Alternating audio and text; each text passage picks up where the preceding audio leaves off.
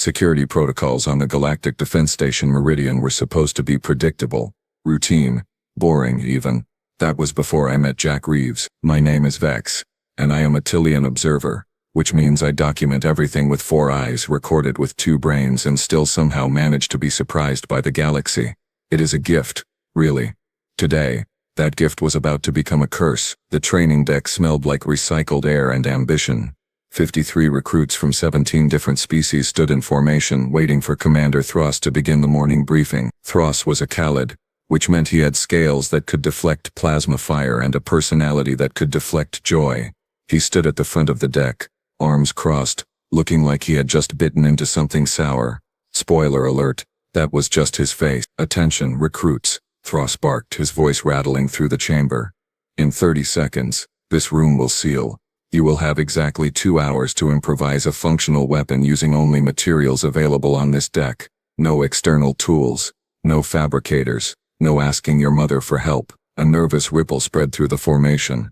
The Crocon warriors grunted, which I think meant they were excited. The physic engineers started twitching their antennae, already calculating probabilities. The Uvane diplomats looked like they wanted to file a formal complaint. And Jack Reeves, the only human in our cohort, just scratched his chin and said, "Huh. Okay. That should have been my first warning sign. Humans do not say okay like that unless they are about to do something unhinged. This is a standard military exercise." Thros continued, pacing like a predator sizing up prey. "In combat situations, you will not always have access to standard armaments. Adaptability separates the living from the dead. You may begin in 3, 2, 1. The doors hissed shut with a finality that made my stomach twist. Around me, species began gathering in clusters, discussing strategy, pooling knowledge. Bront, a massive Crocon with tusks that could gore a shuttle, started examining a metal support beam. Pup, a tiny physic who barely reached my lower knee, was already sketching designs on the floor with a piece of charcoal. Jack walked straight to the storage lockers without saying a single word to anyone. He moved with purpose, not panic, not contemplation. Just purpose. I should have known right then that this was going to be a very, very long 2 hours. 10 minutes into the exercise, and the training deck had transformed into a think tank convention. Groups huddled together, voices overlapping in a dozen languages, all debating the merits of leverage versus cutting edges versus blunt force trauma. The Uvane were arguing about the ethical implications of weapon design. The Crocon were arguing about who got to use the biggest piece of metal. Standard stuff. I was taking notes, documenting the various approaches. When I realized I had lost sight of Jack, that is when I heard the clanging. I turned all 4 eyes toward the southern storage area and saw him.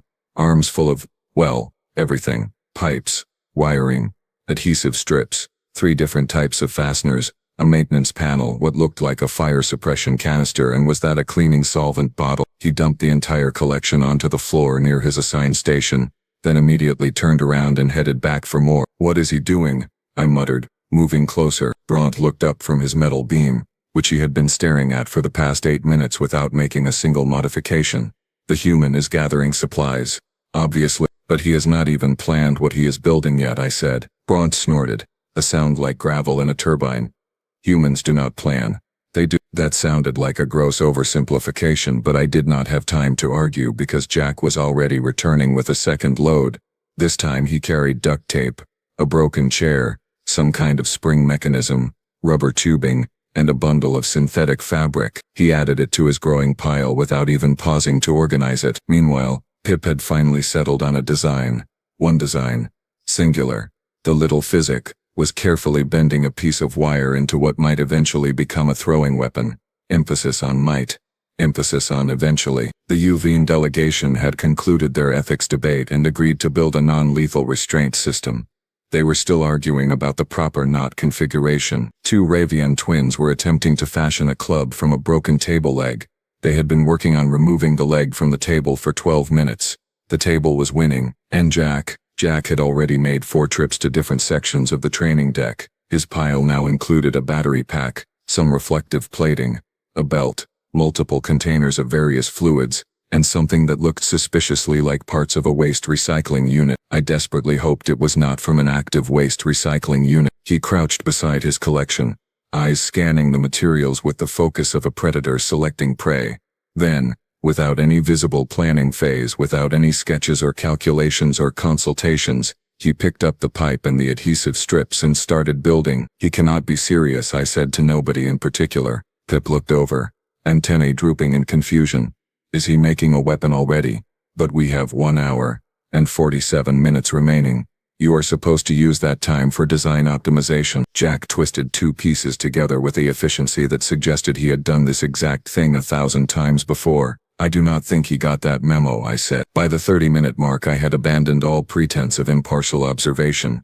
I was following Jack Reeves like a documentary filmmaker tracking a particularly deranged species in its natural habitat. My notepad was filling up with questions I could not answer, and observations that made no sense. Jack had moved beyond the storage lockers and was now systematically dismantling non-essential equipment throughout the training deck.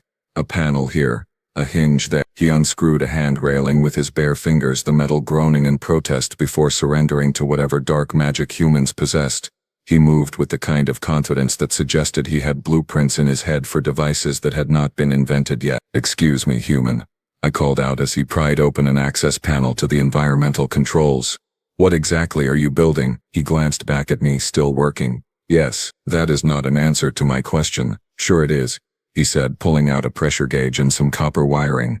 "You asked what I am building. The answer is yes." I blinked, all 4 eyes in sequence. Attilian expression of deep confusion.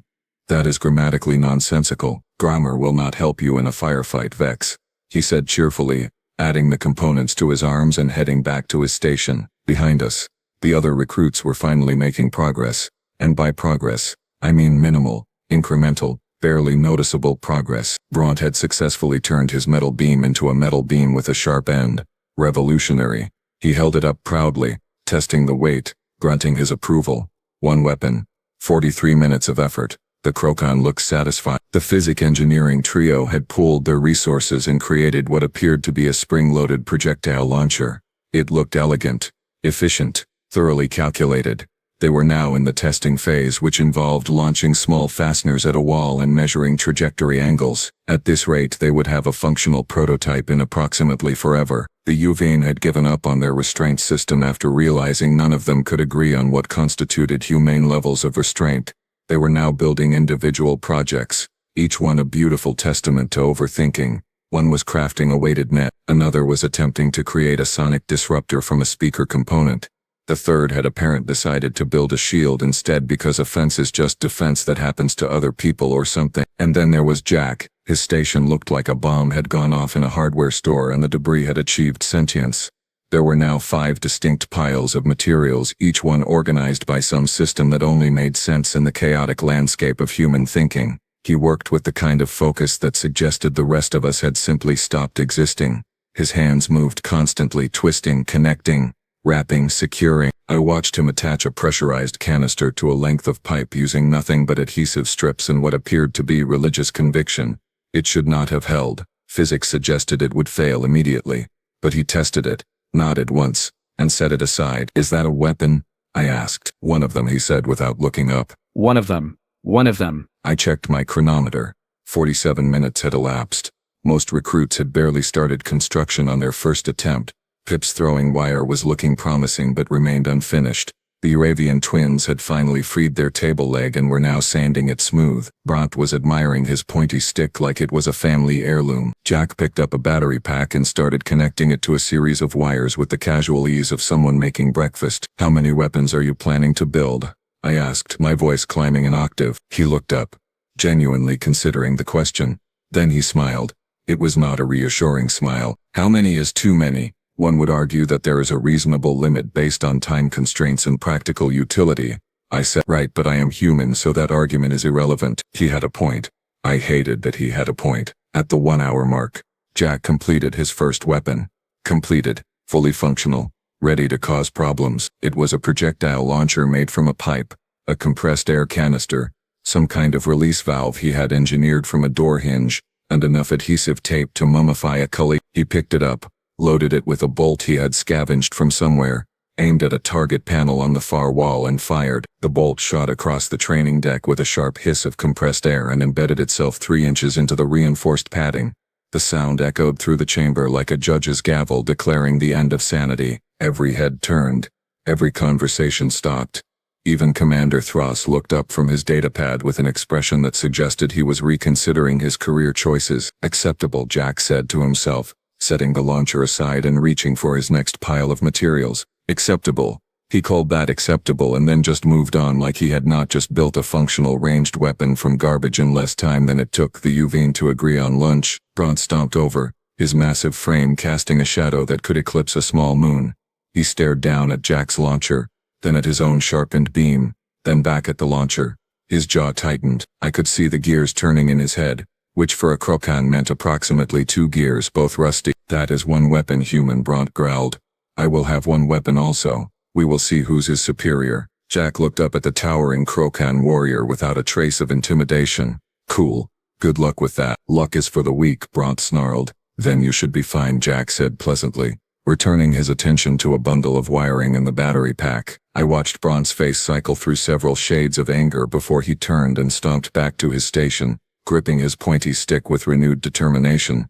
The Krokan began searching for additional materials, clearly attempting to upgrade his single weapon into something more impressive. Pride is a powerful motivator, even when it is monumentally stupid. Meanwhile, Jack had already started construction on weapon number 2. This one involved the spring mechanism, the rubber tubing, and what appeared to be a significant portion of the broken chair. He was building a frame, weaving the tubing through it in a pattern that looked random but probably was not. Humans had a terrible habit of appearing chaotic while actually executing plans so detailed they would make a physic weep with envy. Jack, I said, my notepad forgotten in my lower hands. Can you explain your process? For documentation purposes. Sure, he said, not slowing down. I am building weapons. Yes, I gathered that much. But how are you deciding what to build? What is your selection criteria? Your design philosophy? He paused, genuinely thinking about it. I guess I am just asking myself, if someone wanted to ruin my day, what would make me really annoyed? That is your entire strategic framework? Annoyance? Annoyance and availability of materials, he corrected. You work with what you have. Pipe plus pressure equals projectile launcher. Springs plus tension equals kinetic release. Chemicals plus container equals, well, we will get to that one. We will get to what one? I asked, alarmed. You will see, he said with that smile again. That deeply unsettling smile that suggested humans had spent their entire evolutionary history preparing for exactly this scenario. Across the deck, Pip had finished the throwing wire and was now attempting to create a second weapon, a small blade fashioned from a sharpened piece of plating. The physic worked with meticulous precision, measuring twice, cutting once, checking calculations. Jack was on his third weapon now. He had not measured anything. Not once. He just looked at materials, visualized violence, and made it happen. The spring-loaded device was taking shape, looking like a crossbow that had been designed by someone who had never seen a crossbow but understood the fundamental concept of making things fly really fast at other things. He tested the tension, nodded, and added it to his completed pile. 2 weapons done. 5 piles of materials remaining. 1 hour left on the clock. Bront glanced over at Jack's growing arsenal, his grip tightening on his upgraded stick, which now had a second sharp end, because more points equals more better in Krokan mathematics. The competition had officially begun, and only one of them seemed to understand they were competing. At the 90-minute mark, Jack had 6 completed weapons laid out in front of him like a deranged armory showcase. 6.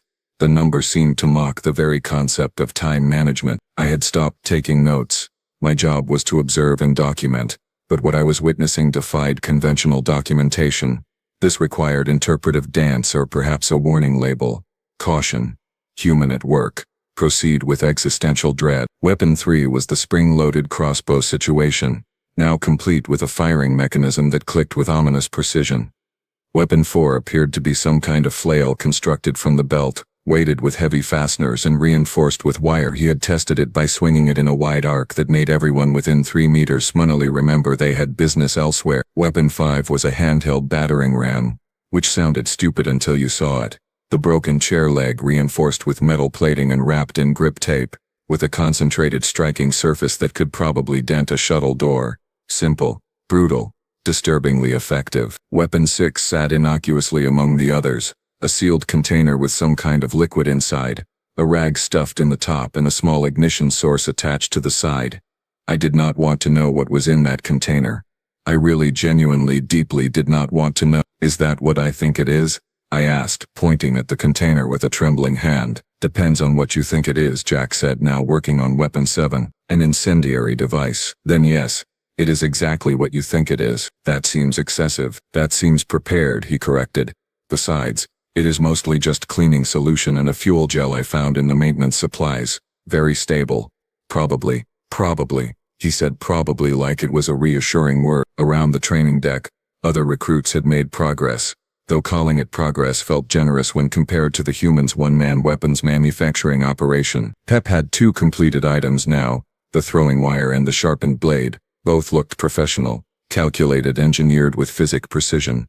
The tiny alien stood proudly beside them, antennae raised in satisfaction. 2 weapons. Solid work. Completely reasonable output for a 2-hour time frame. The UVN had finished their individual projects. 3 weapons total among 3 people.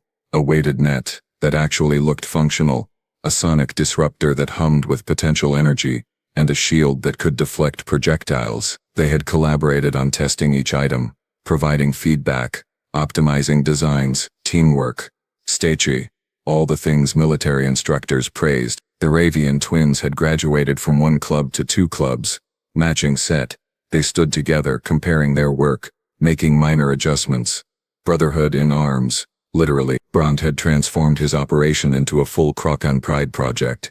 His original spear now had additional sharp bits attached at various angles, turning it into something between a spear and a Swiss Army knife designed by someone who only understood violence. He had also constructed a shield from a maintenance panel strapped to his arm with cables. 2 items. He kept glancing at Jack's growing collection, his jaw clenching tighter with each look. And then there were the observers. Recruits who had finished their projects early or given up entirely, had migrated toward Jack's station. A small crowd had formed at a respectful distance, watching the human work with the fascination typically reserved for natural disasters or theatrical performances. Whispers rippled through the group in multiple languages. How is he moving that fast? Where did he learn this? Is he even following safety protocols? Safety protocols, I muttered. He is building an incendiary device from cleaning supplies. Safety left the station approximately 5 weapons ago. Jack was now assembling what appeared to be a smoke bomb using the fire suppression canister, some torn fabric, and a chemical mixture that made my respiratory system question its life choices just from the smell. He worked with the calm focus of someone defusing a bomb, except he was doing the opposite of defusing. He was fusing. Aggressively fusing. Humans, a UVN named Rella said beside me, her voice filled with academic curiosity. They are a contradiction, individually chaotic, yet their chaos follows patterns. That pattern being weapons, I said. That pattern being preparation for every possible scenario simultaneously, she corrected. Look at his selection. Ranged melee, area denial, incendiary, impact, flexible weapons. He is not building randomly. He is building a complete tactical response system. She was right. I hated that she was right. Jack finished the smoke device and added it to the lineup. 7 weapons. He checked the chronometer on the wall. 23 minutes remaining. Then he looked at his last 2 piles of materials with an expression that suggested he was personally offended by their continued existence as raw materials rather than implements of chaos. He is not stopping, Pip whispered, antennae quivering. No, I agreed. No, he is not. Bront gripped his multi-spear tighter, staring at Jack's arsenal with something between respect and fury. The Krokan warrior had been bested, and he knew it. Everyone knew it. Commander Thross walked slowly toward Jack's station, arms still crossed, his scaled face unreadable. The human did not even look up. He just kept building. 5 minutes, Commander Thross announced, his voice cutting through the training deck like a blade through butter. Finalize your designs. Prepare for demonstration. 5 minutes. The words hung in the air with finality. Around the deck, recruits scrambled to complete their work. The UVN added final touches to their sonic disruptor. The UVN twins polished their clubs one last time. Pip checked the balance on the throwing wire with meticulous attention to detail. Jack attached a handle to what appeared to be a pressurized spray device, tested the trigger mechanism twice, nodded in satisfaction, and set it down with his other creations. 8. He had 8 completed weapons. No, wait, he was reaching for the last pile of materials. You have 5 minutes, human, I said, my voice climbing into a register I did not know I possessed. You cannot possibly finish another weapon in 5 minutes. Watch me, he said simply. And he did. With 4 minutes and 37 seconds remaining, Jack Reeves constructed a garrote from wire and 2 handles, tested the tension, and added it to his collection. 9 weapons. 9 functional, terrifying, completely improvised weapons in less than 2 hours. I looked at my notes. Pages and pages of observations that all boiled down to one fundamental question. What kind of species prepares for violence with this level of casual efficiency? Bront stood beside his 2 items, the multi-spear and the shield, looking like a warrior king from ancient times. Impressive, intimidating, completely overshadowed by the human who had somehow turned a training exercise into a personal arms race against himself. Peep had 2 elegant, precisely engineered weapons. The Uvain had 3 sophisticated devices between their entire group. The Uvain had 3 sophisticated devices between their entire group. The Uvain had 3 sophisticated devices between their entire group. The Hervian twins had 2 matching clubs. Across the entire training deck, the average output was approximately 2 weapons per recruit. Some had 1, a few overachievers had 3, and then there was Jack standing beside enough weaponry to outfit a small tactical squad. This does not make sense, I muttered, reviewing my notes again as if the answer would suddenly appear between the lines. Humans are not supposed to be the warrior species. That is the Krokan. Humans are supposed to be the diplomats, the traitors, the ones who talk their way out of conflicts. Rella, the Uvain observer, had migrated to stand beside me. She studied Jack with the analytical gaze of someone writing a dissertation. Perhaps that is precisely why they are so prepared. Species who are good at fighting expect to fight. Species who prefer not to fight prepare for everything because they cannot afford to be caught unprepared. That is a depressing philosophy, I said. That is a survival philosophy, she corrected. Humans come from a death world, Vex, gravity that would crush smaller species, weather that alternates between freezing and boiling, predators in the water and the land and the air. They did not dominate their planet through strength. They dominated it through adaptability and preparation. I watched Jack wipe his hands on his uniform, surveying his arsenal with the satisfaction of a job well done. Not pride, not arrogance, just satisfaction. Like this was normal. Like building 9 weapons from scrap in 2 hours was just another Tuesday. Time, Commander Thross called out. Step away from your stations, prepare for practical demonstration. The crowd of observers spread out, giving the demonstration area a wide berth. Smart. Self-preservation instincts are universal. Jack stretched his arms above his head, cracked his knuckles and smiled that smile again. All right, recruits, Thross continued, his eyes scanning the room before landing squarely on Jack. Let us see what you have built. We will begin with individual demonstrations, followed by practical combat scenarios. Bront, you will go first. The Krokan warrior stepped forward, gripping his multi-spear with both hands, his shield raised. Jack leaned against the wall, completely relaxed, watching with mild interest. I gripped my notepad tighter and prepared to document what I suspected would be a very educational, very disturbing series of demonstrations. The practical test was about to begin, and I had a terrible feeling that everyone's definition of acceptable was about to be violently recalibrated. Bront went first, and to his credit, the Krokan made his presentation count. He charged a reinforced target dummy with a battle roar that rattled the deck plating, driving his multi-spear through the torso section with enough force to pin it to the wall behind. Then he spun, using his shield to deflect a practice projectile fired by one of Thross's assistants. Efficient, powerful, textbook Krokan warfare. The observers clapped politely. Thross nodded approval. Bront retrieved his spear and stepped back, chest heaving with exertion and pride. Adequate, Thross said, which in Khalid language meant excellent, but he would rather eat his own scales than say so. Pip went next. The tiny physic demonstrated the throwing wire first, which sliced through a target panel with surgical precision, then showcased the blade work with a series of calculated strikes that would make any close-quarter specialist nod in respect. Technical, clean, exactly what you would expect from an engineer who understood physics. More polite applause, more approval from Thross. The Uvain trio went together, combining their net, sonic disruptor, and shield into a coordinated demonstration that emphasized non-lethal takedown and defensive positioning. It was actually impressive, showing tactical thinking and collaboration, the kind of demonstration that would earn high marks in any military academy. The Hervian twins smashed things with their clubs. Straightforward, honest. The targets did not survive the experience. Then Commander Thross turned to Jack. Human, you are next. The entire training deck fell silent. Every eye, compound or otherwise, focused on Jack Reeves as he pushed off from the wall and walked to his arsenal.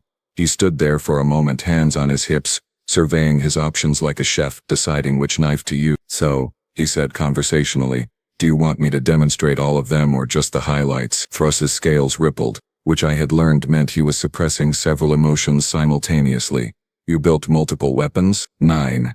Jack said cheerfully. 9, Thruss repeated, his voice flat. Yes, sir. Would you like them categorized by function or demonstrated in order of construction? The commander stared at Jack for a long moment. Then he made a gesture that in Khalid body language roughly translated to proceed and may the ancestors have mercy on us all. Jack picked up the projectile launcher first. He loaded a bolt, aimed at a target 50 meters away and fired. The bolt struck dead center with a crack that echoed through the chamber. He set it down, picked up the crossbow device and put 3 projectiles into 3 different targets in rapid succession. Each one hit within the designated strike zone. Whispers spread through the observers like wildfire. Next came the flail. Jack spun it experimentally, then released it at a suspended target designed to test impact weapons. The weighted end wrapped around the target's support structure, and the momentum yanked the entire assembly off its mounting with a screech of tearing metal. Oops, Jack said mildly. That one might need recalibration on the weight distribution. He moved to the battering ram, approached a reinforced door panel that was part of the obstacle course, and struck it 3 times. The third impact left a visible dent in material rated to withstand Krokan strength. Bront made a noise that sounded like a kettle boiling over. The smoke device came next.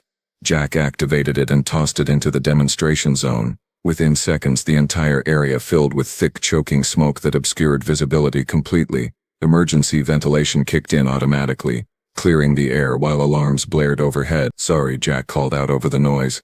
Probably should have warned you about that one. Thruss looked like he was calculating how much paperwork this was going to generate. Jack demonstrated the pressurized spray device which shot a stream of chemical irritant 15 meters with enough pressure to knock over a lightweight target. Then came the garrote which he used to slice through a synthetic material dummy's neck section with disturbing ease. He picked up the incendiary device, and every single person on the deck took an involuntary step backward. You know what, Jack said, noticing the reaction.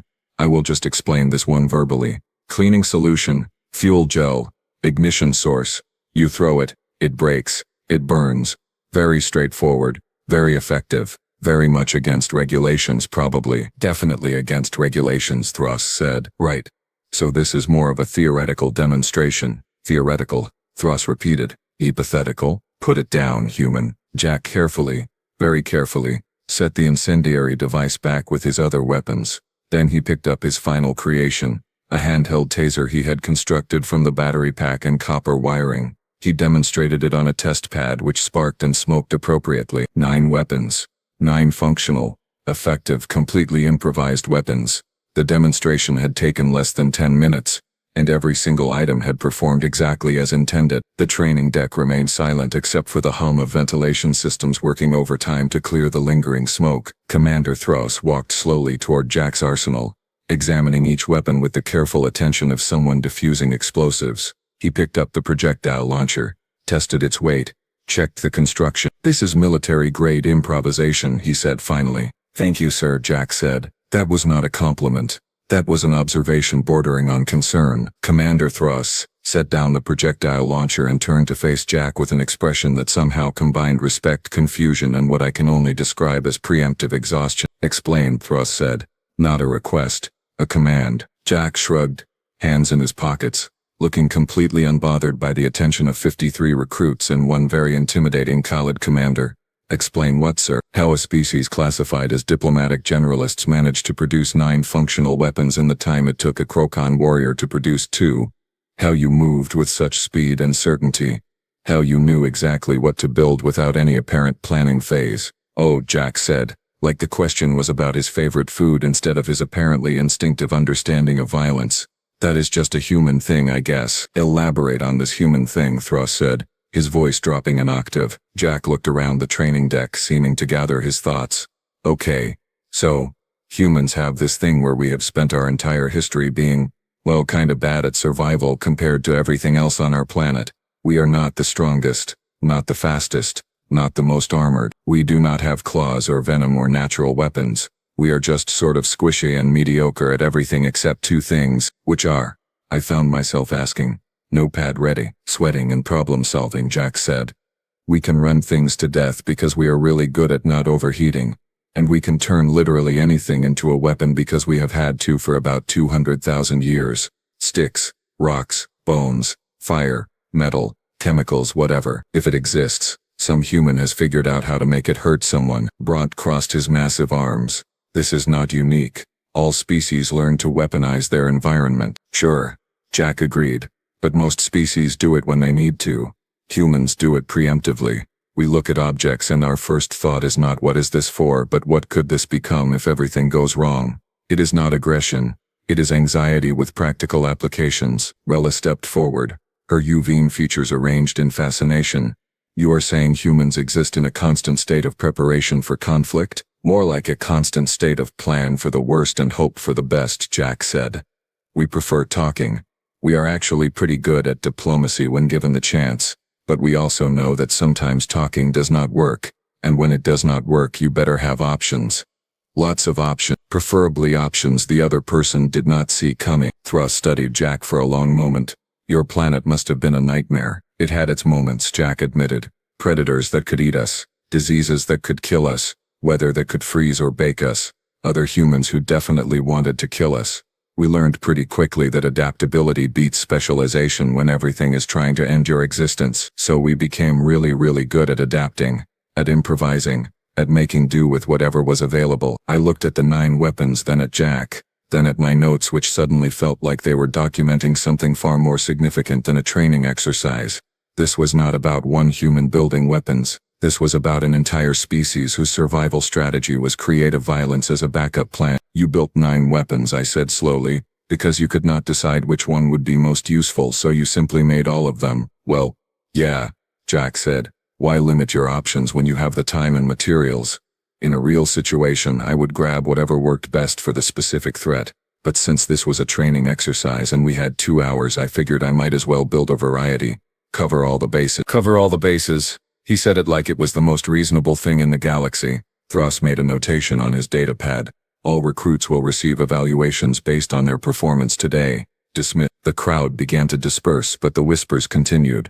I heard fragments of conversation in multiple languages, all centered on the same theme. The humans. The terrifying, creative, anxiety-ridden humans who turned preparation into an art form. Bront approached Jack, his expression unreadable. He stood there for a moment, then extended a massive hand. You fight well, human. I respect this. Jack shook the offered hand. Thanks. Your spear was really impressive. The multi-point design was clever. It was adequate, Bront said, which, coming from a Krokan after being comprehensively outperformed, was practically a declaration of eternal friendship. As the Krokan walked away, I found myself standing alone with Jack and his arsenal of improvised chaos. Can I ask you something? I said. Sure. Does it concern you at all that your first instinct when told to improvise a weapon was to improvise 9 weapons? Jack considered this, genuinely thinking about it. Then he smiled that unsettling smile. Vex, if I only built 1 weapon and it turned out to be the wrong weapon for the situation, I would be very concerned. But if I build 9 weapons, the odds are pretty good that at least one of them is the right weapon. That is not concerning. That is just math. Math. He called it math. I watched him gather his creations, carefully disassembling the more dangerous ones, and I realized something that would stay with me for the rest of my career. Humanity had not joined the galactic community as warriors or conquerors. They had joined as diplomats and traders, as explorers and scientists. But underneath that friendly exterior was a species that had survived a death world by being prepared for absolutely everything. They did not seek conflict. They just refused to be caught unprepared for it. And that, I decided, was far more terrifying than any warrior species could ever be. Because warriors you could predict. Warriors you could understand. But humans? Humans were anxiety and creativity weaponized into a survival strategy, and there was no defense against that except to never ever give them a reason to stop talking and start improvising. I made a final note in my documentation. Recommendation: ensure humans remain our allies.